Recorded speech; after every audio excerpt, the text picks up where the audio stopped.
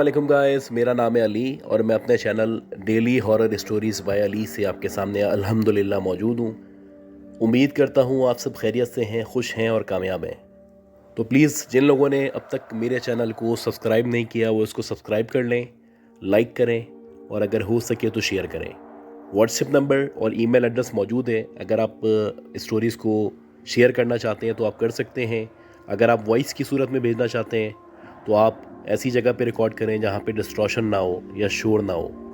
तो गाइस, बहुत शुक्रिया, आप लोग मेरे साथ अभी तक इंटैक्ट हैं और इसी तरह आपको इंटैक्ट रहना है। लाइक ज़रूर किया करें अगर आपको स्टोरी समझ में आती है या अच्छी लगती है। और कोई भी अगर अपना फीडबैक देना चाहते हैं तो कमेंट कर सकते हैं, कमेंट करें, कमेंट का ऑप्शन मौजूद है। अच्छा, आज की जो पहली स्टोरी है ये मिस सीमा ने भेजी है और इनका जो ताल्लुक़ है वो कराची से है, लेकिन बहरहाल ये अपने ग्रेट ग्रैंडफादर का जिक्र करती हैं। मतलब उस दौर का जिक्र करती हैं जब तांगे वगैरह हुआ करते थे और इक्का दुक्का बसें हुआ करती थी। बहरहाल इनके जो ग्रेट ग्रैंडफादर थे ये बताती है कि एक दफ़ा का जिक्र है कि उनके जो भाई थे वो इनसे मिलने आए हुए थे और ये गांव का जिक्र करती हैं। और उस वक्त जाहिर सी बात है, गाँव तो आज के दौर में भी आपको पता है कि पुराना दौर चल रहा होता है वहाँ पे, और उनका जो लिविंग स्टाइल है वो इतना ज़्यादा इम्प्रूव नहीं होता।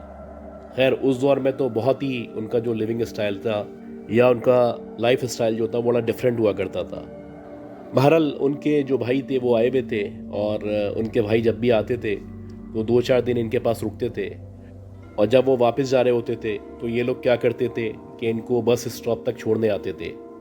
अब जो बस स्टॉप था, जाहिर सी बात है ये गांव था, गांव से तकरीबन 4-5 किलोमीटर दूर बस स्टॉप था और पैदल का रास्ता था या फिर ये कि तांगे वगैरह चला करते थे। बहरहाल इसी तरह एक दफ़ा ये अपने भाई को छोड़ के वापस आ रहे थे और मस्तियों में जैसे होता है ना कि मस्ती वगैरह करते हुए आ रहे थे, मिट्टी उड़ाते हुए आ रहे थे, पत्थर उठाते थे, एक जगह से वो दूसरी जगह फेंक देते थे। बहरहाल रास्ते में इस तरह से था कि एक नहर आती थी और उस नहर के करीब ये मौजूद थे। अब जब ये घर में आए तो इनकी जो बहन थी उन्होंने नोट किया कि ये कुछ अजीब सा बिहेव कर रहे हैं, यानी नॉर्मल जैसे इनका बिहेवियर है वैसा बिहेव नहीं कर रहे, कुछ ज़्यादा ही शोखी इनके अंदर आई हुई है, ज़्यादा ही मस्तियाँ कर रहे हैं और एक शरारती बच्चे का सा अंदाज इनका हुआ है, यानी बहुत ज़्यादा शरारतें कर रहे हैं। अब ये बताती है कि जो गांव का घर था उसका जो स्ट्रक्चर था वो इस तरह से था कि वहाँ पे एक स्टोर रूम भी मौजूद था जो कभी कभी खुला करता था। आमतौर पे वहाँ पे लिहाफ, गद्दे या इस तरह की चीज़ें रखी आती थी और उधर बाकायदा ताला लगा होता था, और वो जो ताला था उसकी चाबी इनकी दादी या नानी के पास हुआ करती थी। खैर, देखते ही देखते जो साहब थे शरारतें करते करते, अजीब हरकतें करते करते एकदम से गायब हो गए। अब जब गायब हो गए तो सब इनको ढूंढने लगे और काफ़ी देर ढूंढने के बाद जब ये ना मिले तो अजीब सी आवाज़ें स्टोर से आने लगीं। अच्छा, जब इनके घर वालों ने स्टोर की तरफ जाके सुना तो बाकायदा महसूस हुआ जैसे कोई अंदर मौजूद है। हालांकि ये तो लॉक था और इसकी चाबी भी इनकी नानी या दादी के पास मौजूद थी। खैर, बहरहाल जब उनसे चाबी मांगी गई और स्टोर को खोला गया और चेक किया गया तो ये बाकायदा अंदर मौजूद थे। पहली बात तो यही थी कि स्टोर में ये आ ही नहीं सकते थे क्योंकि ताला लगा हुआ था। चलें, अगर आ भी गए थे तो ये कोने में बैठे हुए थे और मुंह से अजीब अजीब सी आवाज़ें निकाल रहे थे, कभी हंसने लगते थे, कभी रोने लगते थे। एक अजीब सा बिहेवियर था जो ये कर रहे थे। अब उस वक्त जो घर के बड़े मौजूद थे उन्होंने जब इनको देखा या उनका बिहेवियर देखा तो जाहिर सी बात है उन्होंने यही सोचा कि शायद इनके साथ जो है कोई इस तरह का मसला हो चुका है। तो उन्होंने जो करीबी मस्जिद थी उस मस्जिद में जाके वहाँ के जो इमाम साहब थे उनसे रब्ता किया। अब वो जो इमाम साहब थे उन्होंने पहले अपना जो भी हिसाब था वो लगाया, चेक किया और इनसे कुछ सवालात किए। अब जाहिर सी बात है ये एक अजीब मस्ती में थे, सही तरह जवाब नहीं दे रहे थे और काफ़ी कोशिशों के बाद उनको ये पता चला कि ये जब वहाँ से आ रहे थे यानी बस स्टॉप से वापस आ रहे थे तो ये रास्ते में से धूल मिट्टी उड़ाते हुए आ रहे थे, पत्थर मारते हुए आ रहे थे। तो इसी दौरानिए में इन्होंने गलती से या जानबूझ के जो भी था, एक वहाँ पे खातून जिन मौजूद थी उनके बच्चे मौजूद थे तो उन पे बाकायदा धूल मिट्टी फेंकी है या पत्थर मारा है। अब ये तो लाइल्म थे इस बात से क्योंकि इनको तो नज़र नहीं आ रहा था। तो खैर, बहरहाल जब इन्होंने हिसाब वगैरह लगाया और इस फीमेल जिन से या उस खातून से जो भी इनके ऊपर सवार थी बातचीत की तो वो कह रही थी कि मैं इनको छोड़ूंगी नहीं या मैं इनको छोड़ के नहीं जाऊंगी और अगर हो सका तो मैं इनकी जान ले लूँगी। खैर, वो जो इमाम साहब थे वो साहिब इल्म थे, बहुत बड़े दानिश्वर थे तो उन्होंने बड़ी कोशिश की और कोशिश के बाद उसको कन्विंस किया कि किसी भी तरह इनकी जान तो बख्श दे, क्योंकि ज़ाहिर सी बात है इनको नहीं पता था कि तुम लोग वहाँ अपनी फैमिली के साथ मौजूद हो। अगर तुम इन्हें वहाँ पे नज़र आ रही होती या आ रहे होते तो कभी भी ऐसा काम नहीं करते। खैर बहरहाल काफ़ी बहस के बाद वो मानी, और वो इस बात पे मानी कि मैं इनको कोई ना कोई नुकसान पहुँचा के या कोई ना कोई तकलीफ़ दे के वापस जाऊँगी।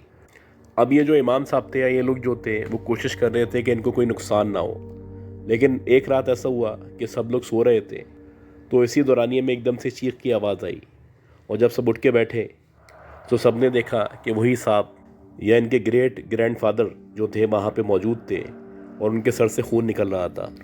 खैर बहरहाल जब सब लोगों ने उनसे पूछा कि भाई ऐसा कैसे हुआ, क्या हुआ, तो वो कहने लगे कि मुझे कुछ याद नहीं है, मुझे किसी ने आके उठाया है, और उठाने के बाद मुझे बाकायदा हवा में उछाल के दीवार की तरफ फेंका है, और मेरा जो सर है वो दीवार से जाके लगा है, और उसका नतीजा ये हुआ कि जो इनका सर था, इनके सर से बहुत ज़्यादा खून बहने लगा और एक बहुत बड़ा सा निशान इनके सर पे आ गया।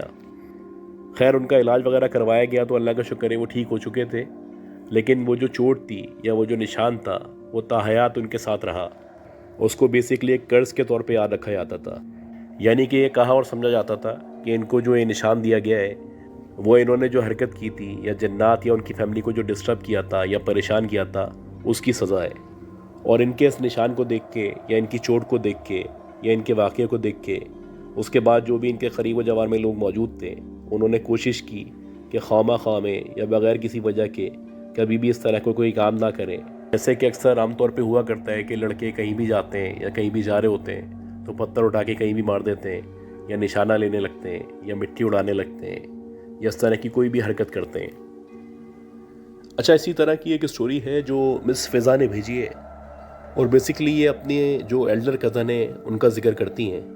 ये बताती हैं कि सन 2002 में जो इनके कज़न थे वो माशाल्लाह अमेरिका सेटल हो गए थे, और जब वो अमेरिका सेटल हुए थे जाहिर सी बात है वो अनमैरिड थे और जवान थे, और इनके कज़न की जो मदर थी यानी इनकी जो आंटी थी वो भरपूर कोशिश करती थी कि अब वो शादी कर लें।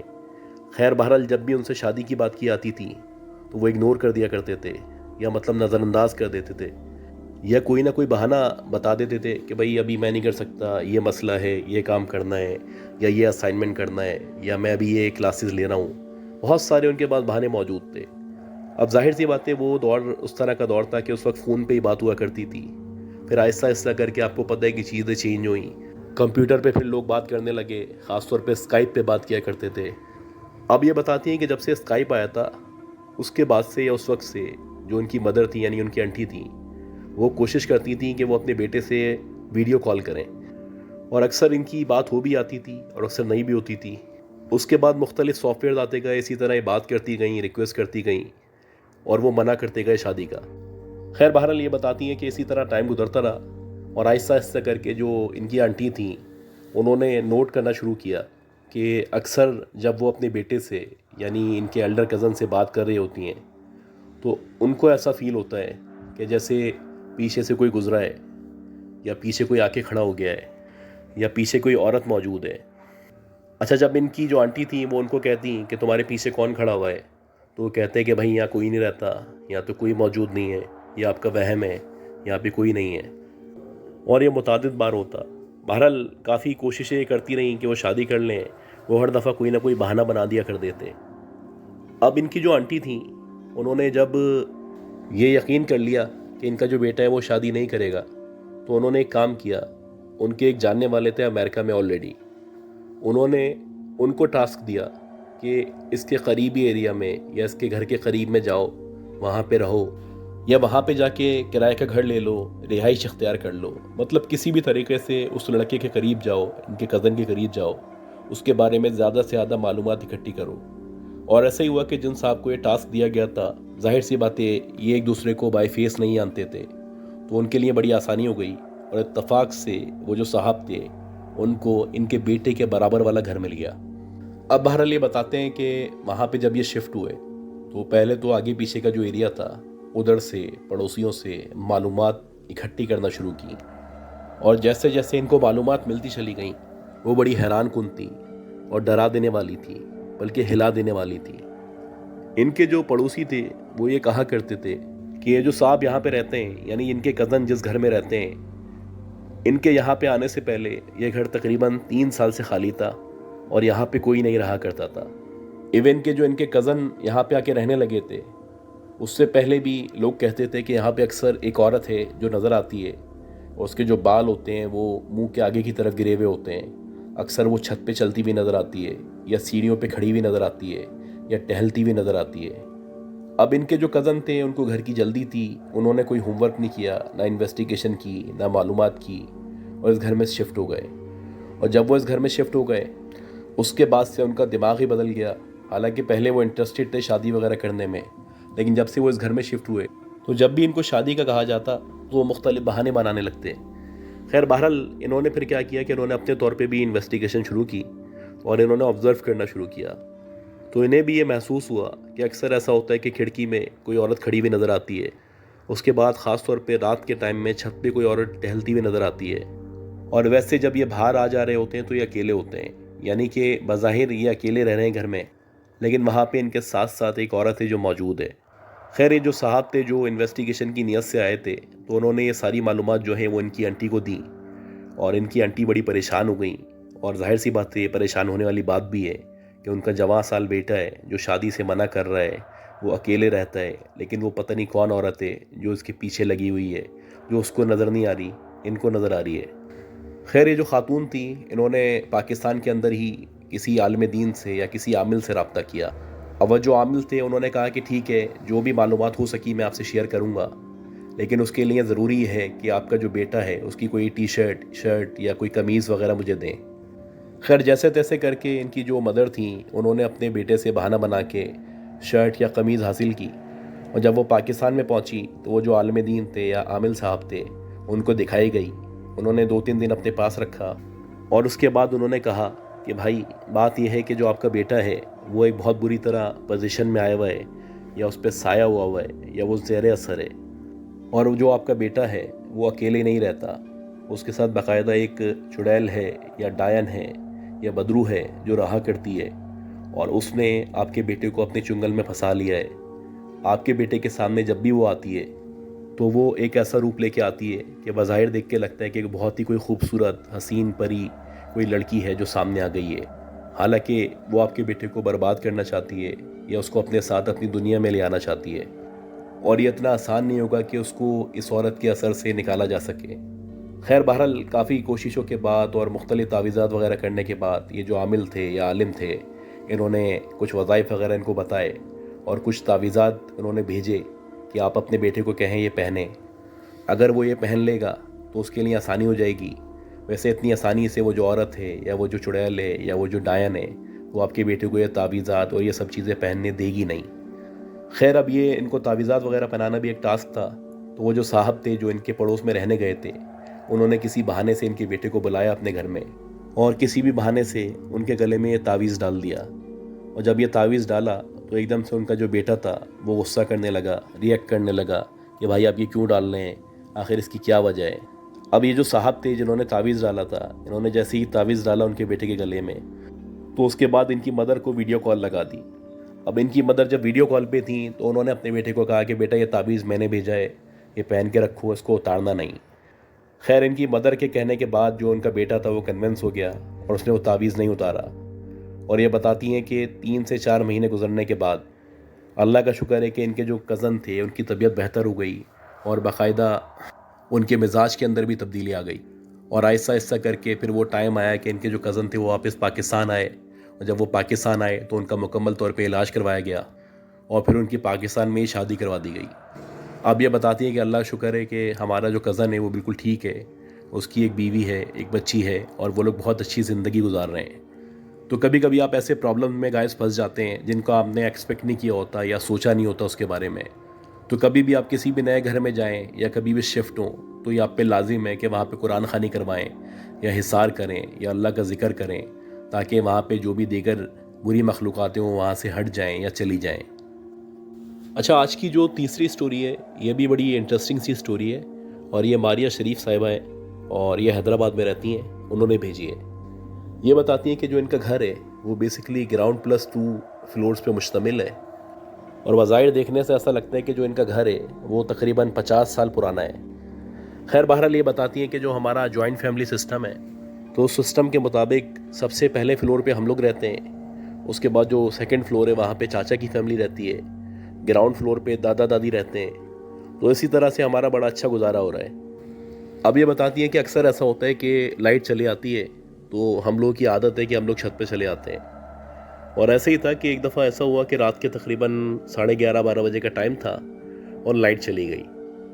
अब जब लाइट जाया करती थी तो जाहिर सी बातें हम लोगों की आदत थी, हम छत पे चले आते थे।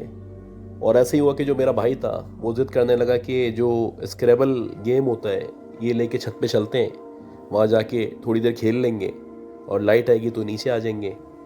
खैर बहरहाल हम लोग वहाँ पे खेलने लगे और इसी दौरानिए में जो इनका भाई था या जो लड़का इनके साथ मौजूद था उसको नींद आने लगी और वह कहने लगा कि भाई मुझे तो बड़ी शदीद नींद आ रही है, तो बेहतर ये है कि मैं सो जाता हूँ, तुम लोग खेलते रहो। खैर पहले तो ये ज़िद करने लगी कि नहीं भाई तुम लेके आए हो तो यहाँ पे हमारे साथ खेलो, अकेले थोड़ी खेलेंगे हम लोग। फाइनली जो इनका भाई था या कज़न था वो वहाँ पे सो गया। अब इन लोगों ने क्या किया कि जो अपनी टेबल वगैरह थी, जो कुर्सियाँ वगैरह थी, उनको आगे किया और ये अपनी कज़न के साथ खेलने लगे। अब ये बताती हैं कि आपको पता है कि एक पॉइंट ऐसा आता है कि आपको वर्ड्स वगैरह बनाने होते हैं, तो इसी दौरानिए में हम लोग सोच रहे थे कि अब क्या वर्ड लिखें या क्या बनाएं या क्या अल्फ़ाबेट बनना चाहिए। खैर इसी दौरानिए में एकदम से आवाज़ आई कि डेथ लिखो या डेथ बनाओ। अब जब इन दोनों ने ये सुना तो ये बड़ा हैरान हुई, क्योंकि ये जो आवाज़ थी वो इनके भाई की आवाज़ थी और जो इनका भाई था वो सो रहा था। खैर ये आवाज़ सुनने के बाद ये लोग एक दूसरे को देखने लगे, हैरान होने लगे और दोनों के जहनों में, आंखों में वही सवाल था कि तुमने क्या ये आवाज़ सुनी है? तो दोनों एक दूसरे को बोलने लगे कि हाँ मुझे भी आवाज़ आई है, तुम्हें भी आवाज़ आई है। खैर इन्होंने सोचा कि हो सकता है कि इनका जो भाई है वो इनके साथ मस्ती कर रहा हो, जानबूझ के इस तरह की आवाज़ निकाल रहा हो या ऐसे बोला हो ताकि ये लोग डर जाएं। फिर दोबारा ये लोग सोचने लगे कि हम लोग क्या वर्ड बनाएं, क्या लिखें या क्या अल्फ़ाबेट बनाएं। तो दोबारा से आवाज़ आई डेथ। अब ये बताती है कि जैसे ही हमने ये सुना तो हमने पीछे मुड़ के देखा तो हमारा भाई सो रहा था।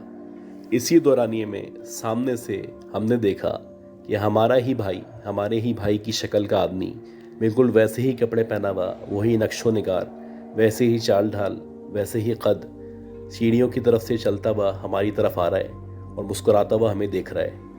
और ये जो कुछ हो रहा था ये कुछ सेकंड्स के अंदर हो रहा था। हम दोनों के दिमाग काम नहीं कर रहे थे। ये जो सो रहा है ये हमारा भाई है, ये जो स्टेयर्स से ऊपर आया ये हमारा भाई है। हम इसी कन्फ्यूजन में थे कि इसी दौरानिए में वो आके जो खाली चेयर थी या टेबल थी वहाँ पे आके बैठ गया और हमें देख के मुस्कुराने लगा। जब हमने ये मंजर देखा तो हम बहुत बुरी तरह डर चुके थे। हमारी समझ ही नहीं आ रहा था कि हमारे साथ क्या हुआ है। ऊपर से लाइट भी गई हुई थी। खैर बहरहाल हम दोनों चीखे और चीखने के बाद गिरते पड़ते जैसे तैसे करके नीचे वाले फ्लोर तक पहुँचे। और जैसे ही हम सीढ़ियों तक पहुँचे तो हमारे चचा सामने खड़े हुए थे। अब जब हमारे चचा ने हमारी ये हालत देखी तो पूछने लगे खैरियत तो है, ऐसे डर के क्यों भागे हो?